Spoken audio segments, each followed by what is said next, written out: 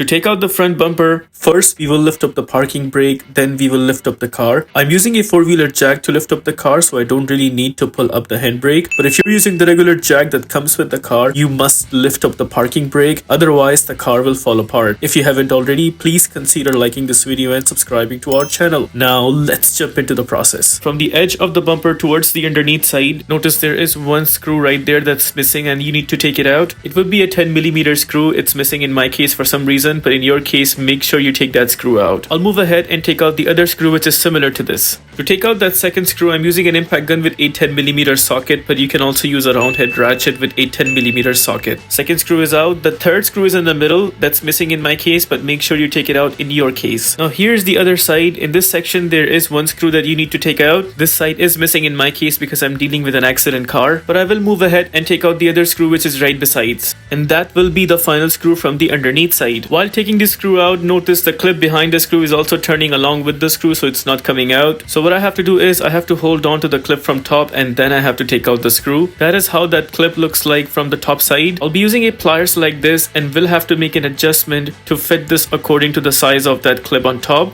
With the adjustment done, now I will grab the clip from the top and then I'll hold on to the clip while taking out the screw. And there you notice the screw is taken out. Since again I'm dealing with an accident car, that's why I ended up doing this process, but you do not have to do that in your case. With that, we are done from the underneath side. There were 5 screws in total. Now we will jump onto the corners and we'll turn the tire to make our life easy. There you notice there are 3 clips that we need to take out one by one, and here I'm using a clip remover tool. Now the side connecting the fender with the bumper, notice there is one 10mm screw that we also have to take out. With the screw taken out, now we will slightly pull the bumper from the edge. Make sure to pull the edge of the bumper up until the headlight. We'll jump on to the other part and we'll have to take out 3 clips one by one. One clip missing in my end, make sure you take it out in your case. Then take out the 10mm screw connecting the bumper with the fender. Slightly pull the bumper from the edge up until the headlight. Notice the tabs of the bumper are broken in my case, so I have to pull them out separately, but in your case the tabs should actually come out while you are pulling the bumper from the edge, and you do not have to do this separately. Both sides are done. Now we will jump onto the top part, and for that, first we open the driver's side door.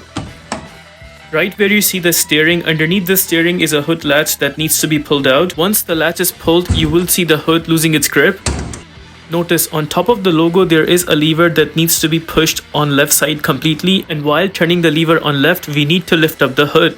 This is that lever that I was talking about. Just push and hold this lever towards the left side and then lift up the hood. This hood has shock absorbers, so there is no support bar, and these shock absorbers actually hold on to the hood. We got the hood opened. Now notice there is one 10mm screw that we have to take out.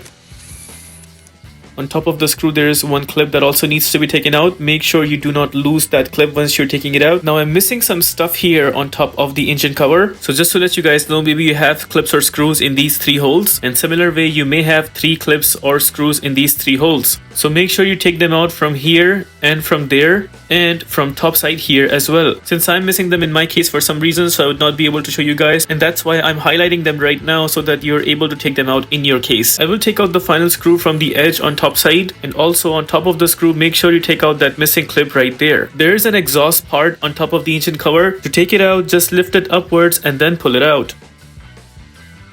Pretty much all the clips and screws are taken out. Now we will pull the bumper from the edge on both sides.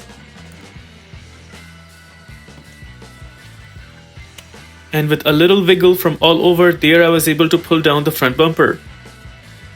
Not all the cars in the world have fog lights, but this one does, so we will have to take out the plugs for them. To take out the plug, just press and hold the tab of the plug and then pull the plug outwards. There's the plug taken out. Similar way, take out the other side plug, just press and hold the tab and then pull the plug outwards.